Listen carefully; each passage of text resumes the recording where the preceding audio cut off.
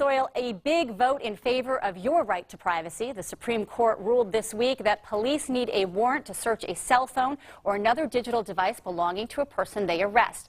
Fredrick Lane says this move could be the most significant privacy decision since the mid-1960s. Fredrick is the author of American Privacy. He joins me now. All right, why is this such a big deal? It's such a big deal, Jennifer, because it really brings the Fourth Amendment into the digital age.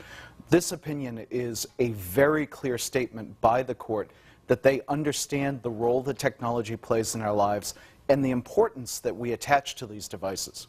Yeah, reading some of the opinion, Justice Roberts talking about how if somebody came from outer space or Mars, they would think that a phone might be an appendage, part of our body. Well, and any parent knows this with their teens. So if you're not planning on getting arrested, though, anytime soon, why is this a big deal for you?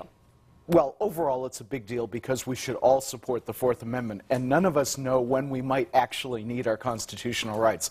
So that's number one. But secondly, I think this opinion makes a very strong statement about privacy in general, at least vis-a-vis the government. And that's the challenge, is that this is a ruling, and frankly, of course, the amendment itself, something that deals with the government, not private corporations, not our own voluntary information release. So what do you think the spillover effect of this could be? Well, I think the spillover effect is going to be that it gives a lot of encouragement to people who support privacy in the United States.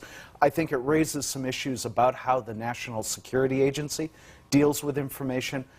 Certainly they're very gleeful in how much they collect about all of us.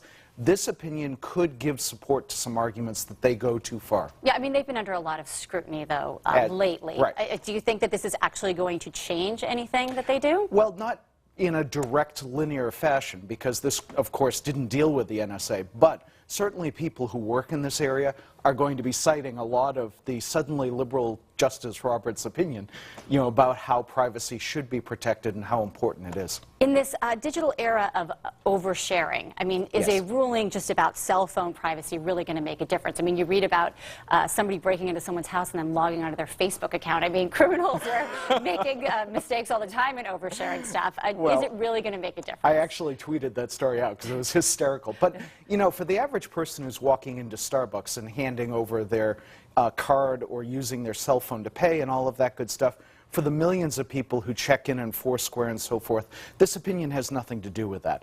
It really, though, should spark a conversation about how we view privacy in this country and what the appropriate boundaries are. How can we best protect our private information? I mean, how do you go about doing it?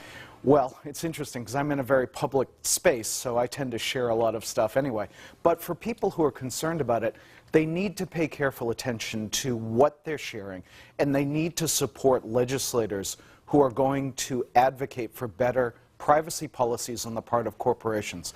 Because although this is an important decision vis-a-vis the government, the much bigger deal is corporations. Fredrick Lane, author of American Privacy and the Naked Employee. Last question, were you surprised by the decision that it was unanimous and that Roberts wrote it? I was surprised by those two things. I thought it would be at least 6-3, but unanimity is a great thing. All right, Fredrick Lane, thanks again for coming in. My pleasure, Jennifer.